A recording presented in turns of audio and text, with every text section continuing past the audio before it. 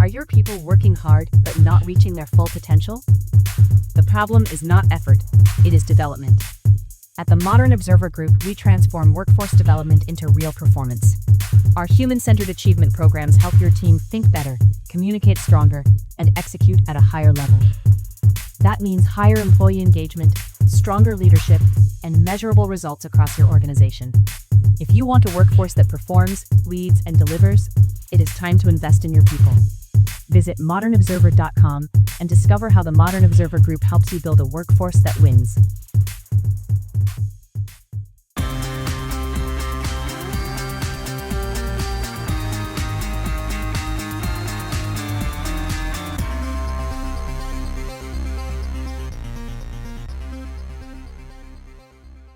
An extreme heat wave blankets the U.S., another wave of strikes on Iran, inflation cools, and more.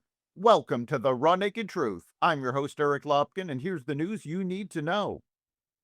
Extreme heat warnings and advisories covered the U.S., affecting at least 130 million people, stretching from the western United States across the northern plains, Great Lakes, Northeast, and parts of California.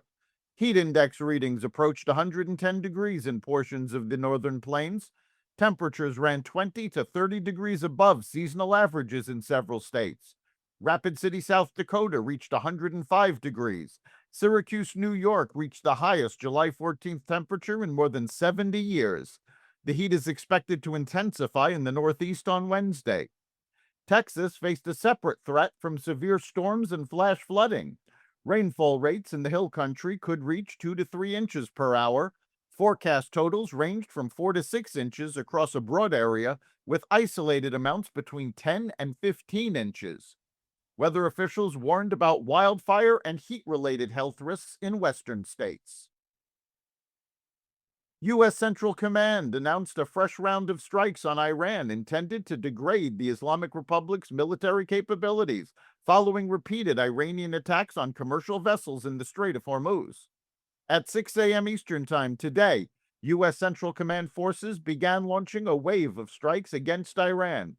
The strikes are designed to further degrade military capabilities Iranian forces have used to attack commercial shipping in the Strait of Hormuz, CENTCOM wrote in a Wednesday morning post on X. U.S. Central Command has conducted consecutive strikes near the Strait of Hormuz over the past several days, and President Trump said the operations will continue until he determines it is enough.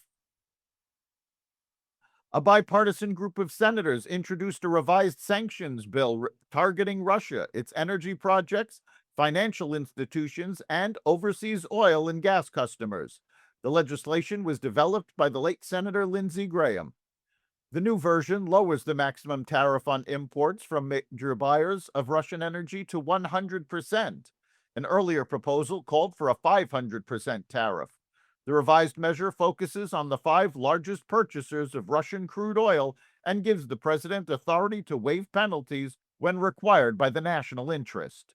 Countries importing less than 15% of Russia's natural gas may qualify for exemptions if they are reducing their dependence. The bill also targets Russia's shadow tanker fleet and the Yamal and Arctic liquefied natural gas projects. China and India are among the countries most affected by the proposed tariff provisions. The measure has 26 Senate co-sponsors. Senate leaders are considering expedited action following Graham's death. President Donald Trump has expressed support for advancing the legislation. The House on Tuesday passed the Sunshine Protection Act in a bipartisan 308 to 117 vote, which would make daylight savings time permanent nationwide, though states could opt out. The bill moves now to the Senate. Senator Tom Cotton blocked a previous Senate version of the bill, saying the change to permanent daylight savings time could lead to overlooked negative consequences, pointing to parts of the country where the sun wouldn't rise until 9 a.m. or later, and citing potentially dangerous dark morning commutes and workers who would need to work early mornings without sun. A senior Hill aide said Tuesday that Cotton has the same concerns he's had about the proposal and that several senators on both sides of the aisle have opposed the Senate version of the Sunshine Protection Act in committee. The aide said Cotton will ask Senate Majority Leader John Thune not to bring up the legislation for a vote. Inflation pulled back in June after surging in prior months due to the Iran war's impact on energy prices throughout the economy.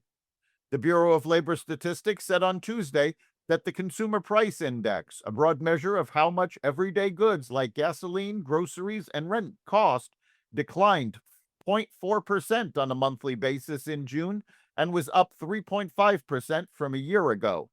The monthly decline was the largest since 0.8% decrease in April 2020. Those figures were cooler than the estimates of economists polled by LSEG, who predicted a decline of 0.1% on a monthly basis and a 3.8% increase from a year ago. They also represent a cooling trend from the 0.5% monthly increase and the 4.2% annual rise recorded in the May edition of the report. IBM shares fell about 25% after the company released preliminary second quarter results below analysts' forecasts. The decline was the stock's largest one-day drop since 1987. IBM projected quarterly revenue of about $17.2 billion. Analysts surveyed by LSEG had expected roughly $17.8 billion. The company estimated earnings of $2.27 per share and adjusted earnings of about $2.93 per share. Wall Street estimates were approximately $2.60 for reported earnings and between $2.98 and $3.02 for adjusted earnings. Chief Executive Arvind Krishna reported that corporate customers shifted spending from software towards servers, memory, and other infrastructure needed for artificial intelligence. IBM also reported delays or cancellations involving several large software agreements. The company's warning affected other software stocks, including Salesforce, Adobe, Intuit, and ServiceNow, which declined between 3% and 5%. IBM's drop removed hundreds of points from the Dow Jones Industrial Average during the session. The company plans to release complete second quarter results on July 22nd. That's the Raw Naked Truth for July 15th, 2026. Remember to like and subscribe to the Raw Naked Truth wherever you listen to podcasts. You can catch every episode of the Raw Naked Truth Daily News Brief, as well as our sister podcast, Carnivore Radio, with news analysis and commentary, and the rest of the Xvadio Podcast Network at xvadio.com, the Apple Podcast app, YouTube, Rumble, Spotify, iHeartRadio, Audible, Amazon Music, and other platforms that respect freedom of speech. We'll see you next time.